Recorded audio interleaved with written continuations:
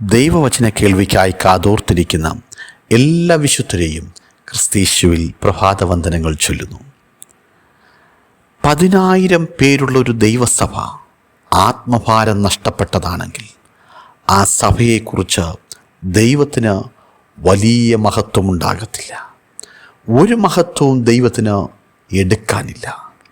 പ്രിയമുള്ളവരെ, ആത്മഭാരമുള്ള 5 സഭയ്ക്കകത്തുണ്ടെങ്കിൽ നമ്മൾ മനസ്സിലാക്കുക, 10,000 പേരുള്ളതിനേക്കാൾ ദൈവപ്രവൃത്തി വെളിപ്പെടുന്നത്, ദൈവം പ്രസാദിക്കുന്നത് ആത്മഭാരമുള്ള ജനത്തെക്കുറിച്ചാണ്. തിരുസന്നിധിയിൽ പരിശുദ്ധാത്മാവിൽ വിലാപങ്ങളുടെ പുസ്തകത്തിൽ ഇരമ്യാ പ്രവാചകന്റെ വാക്കുകൾ ഓർക്കുക. രാത്രിയിൽ യാമാരംഭത്തിങ്കൽ എഴുന്നേറ്റ് നിലവിളിക്ക, നിന്റെ ഹൃദയത്തെ വെള്ളം പോലെ കർത്തൃസന്നിധിയിൽ പകരുക. വീഥികളുടെ തലയ്ക്കലൊക്കെയും വിശപ്പ് കൊണ്ട് തളർന്നു കിടക്കുന്ന നിന്റെ കുഞ്ഞുങ്ങളുടെ ജീവരക്ഷയ്ക്കായി അവങ്കിലേക്ക് കൈമലർത്തുക. നോക്കൂ, ഹൃദയത്തെ വെള്ളം പോലെ പകരുന്ന, കുഞ്ഞുങ്ങളുടെ ജീവരക്ഷയ്ക്കായി ദൈവത്തിങ്കിലേക്ക് കൈമലർത്തുന്ന, പകരുക. ഓർക്കുക ഹന്നയുടെ വാക്കുകൾ, ഞാൻ എൻ്റെ ഹൃദയം ദൈവത്തിൻ്റെ സന്നിധിയിൽ പകരുകയത്രയും ചെയ്യുന്നത്. ആത്മഭാരത്തോടെ ദേശത്ത് നശിച്ചു പോകുന്ന ജനത്തെ ഓർത്ത് ചിന്തിക്കുമ്പോൾ എൻ്റെ ഉറക്കം നഷ്ടപ്പെടണം. എൻ്റെ ലൗകികമായ ലോകപരമായ ആഗ്രഹങ്ങൾ പിന്നിലാകണം. ആത്മാക്കളെക്കുറിച്ചുള്ള ഭാരം മുൻപിലേക്ക് കടന്നു വരണം.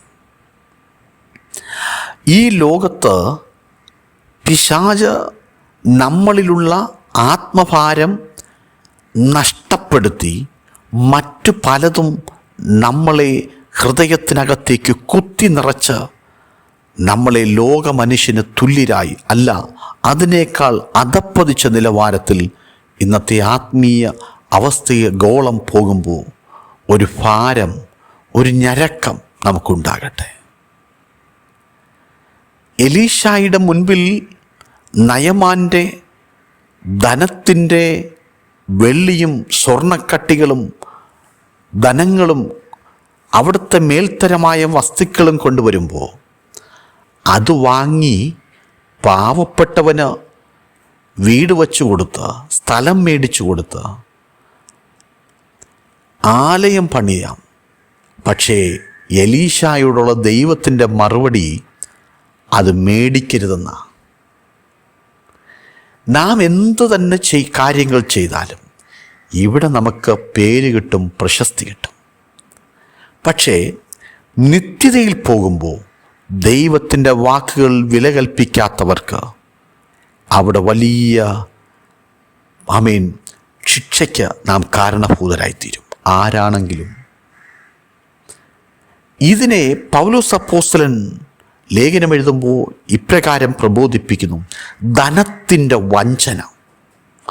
ആ വഞ്ചനയിൽ കുരുങ്ങിപ്പോയ ആത്മീയ ശക്തന്മാർ ഈ ദൂത് കേൾക്കുമ്പോൾ പരിശുദ്ധാത്മാവ് നമ്മുടെ ഉള്ളിൽ നമുക്കൊരു അന്തർഭാഗത്ത്, where I want to rectify myself my God, എവിടെയാണ് കർത്താവേ ഞാൻ തിരുത്തപ്പെടേണ്ടത്, എന്നോട് സംസാരിക്കണമേ എന്ന് നമുക്ക് ദൈവത്തോട് പ്രാർത്ഥിക്കുവാൻ കഴിഞ്ഞാൽ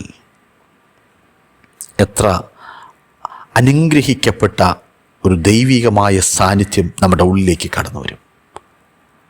ഗേഹസി ആ നന്മ മേടിക്കുമ്പോൾ ഗേഹസിയുടെ ഉള്ളിലെ ലക്ഷ്യം അതായിരിക്കാം: എനിക്ക് പേരുണ്ടാകണം, കുറച്ചൊക്കെ ഞാൻ എടുത്താലും ബാക്കിയൊക്കെ ദൈവരാജ്യത്തിനായിട്ട് ചെയ്യാം, പാവപ്പെട്ട പ്രവാചകന്മാർക്കൊക്കെ എന്തെങ്കിലുമൊക്കെ ചെയ്യാം. പക്ഷേ ദൈവത്തിൻ്റെ ഹിതം അതല്ലായിരുന്നു. ഇന്ന് ആത്മീയ ഗോളത്തിലെ പല കുഷ്ഠരോഗികളും സ്റ്റേജുകളിൽ സ്ഥാനം പിടിക്കുമ്പോൾ നമ്മൾ തിരിച്ചറിയണം, ദൈവികമല്ലാത്തത് എൻ്റെ കരങ്ങളിൽ വരരുത്. ദൈവത്തോട് പ്രാർത്ഥിക്കുവാൻ നമുക്ക് കഴിയട്ടെ. ദൈവം തരാത്തൊരധികാരം എനിക്ക് വേണ്ട കർത്താവേ, അധികാരത്തിനു വേണ്ടി പലരെയും തകർത്ത്, പലരുടെയും ശുശ്രൂഷ തകർത്ത്, പലരെയും അപമാനപ്പെടുത്തി നാം ചെയ്യുന്ന പ്രവൃത്തികൾ മതിയാക്കിയിട്ട് ആത്മാക്കളെക്കുറിച്ച് ഭാരമുള്ളവരായി മാറാൻ, മറ്റൊരാൾക്ക് എന്തുണ്ട് അതുപോലെ എനിക്കും വേണം, അതിനപ്പുറം എനിക്ക് വേണം എന്ന് ചിന്തിക്കുന്ന ചിന്തകൾ മാറി ഈ നാളുകളിൽ ഞാൻ ഇങ്ങനെ ജീവിച്ചാൽ നിത്യത എനിക്ക് കിട്ടുമോ എന്നൊരു ചിന്ത നമ്മുടെ ഉള്ളിലുണ്ടാകട്ടെ. എൻ്റെ തലമുറ എന്തായിരിക്കും? പ്രിയമുള്ളവരെ, ഈ പ്രഭാതത്തിൽ ഈ ദൈവത്തിൻ്റെ വചനം കേൾക്കുമ്പോൾ, യേശുവിനെ യൂദാസ് ഒറ്റിക്കൊടുക്കുമ്പോൾ യേശു ആരാണെന്ന് തിരിച്ചറിയാൻ യേശുവിനെ പിടിക്കുവാൻ വന്ന പടയാളികൾക്ക് ബുദ്ധിമുട്ടായിരുന്നു. അവർ ഒരുപോലെയായിരുന്നു. യേശുവിനെ യെശയ്യാ പ്രവാചകൻ വരച്ചു കാണിക്കുമ്പോൾ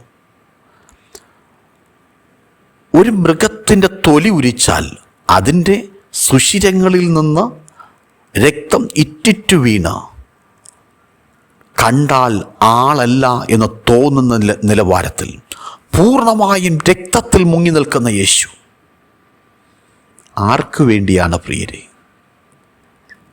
ആ രക്തത്തിൻ്റെ വിലയറിഞ്ഞ നമ്മൾ ഓരോരുത്തരും ഇന്ന് പകൽക്കാലം ദൈവത്തോട് പറയാം, കർത്താവേ, ഞങ്ങൾ മടങ്ങി വരികയാണ്. ഞങ്ങൾ മടങ്ങി ദൈവത്തിങ്കിലേക്ക് ആത്മഭാരമുള്ളവരാക്കി ഞങ്ങളെ മാറ്റണമേ. ധനത്തിൻ്റെ, അധികാരത്തിൻ്റെ, ലോകസുഖത്തിൻ്റെ വഞ്ചനയ്ക്കകത്ത് കുടുങ്ങിപ്പോയ ശക്തന്മാരായ ആത്മീയ നേതാക്കന്മാർ, ആത്മഭാരമുള്ള അഭിഷക്തന്മാരായി ഞങ്ങളെ മാറ്റണമേ എന്ന് ഞാൻ ഉൾപ്പെടെ പ്രിയമുള്ളവരെ ഈ വചനം കേൾക്കുമ്പോൾ നമുക്ക് ദൈവത്തിങ്കിലേക്ക് മടങ്ങി വരാം. ദൈവമായ കർത്താവ് നമ്മെ വിളിക്കുകയാണ്. യേശു നമ്മെ വിളിക്കുന്നു. യേശു ഇന്നും നമ്മെ സ്നേഹിക്കുന്നു. അതുകൊണ്ടാണ് നമ്മുടെ ജീവൻ എടുക്കാതെ ഭൂമിയിൽ വച്ചേക്കുന്നത്. നമ്മെക്കുറിച്ച് ദൈവത്തിനൊരു വലിയ പദ്ധതിയുണ്ട്.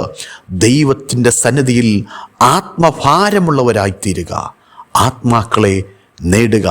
ആ ലക്ഷ്യം വിട്ട് ഒരിക്കലും മാറാതെ കർത്താവിന് മഹത്വം കൊടുത്ത് ശുശ്രൂഷിപ്പാൻ ദൈവം നമ്മെ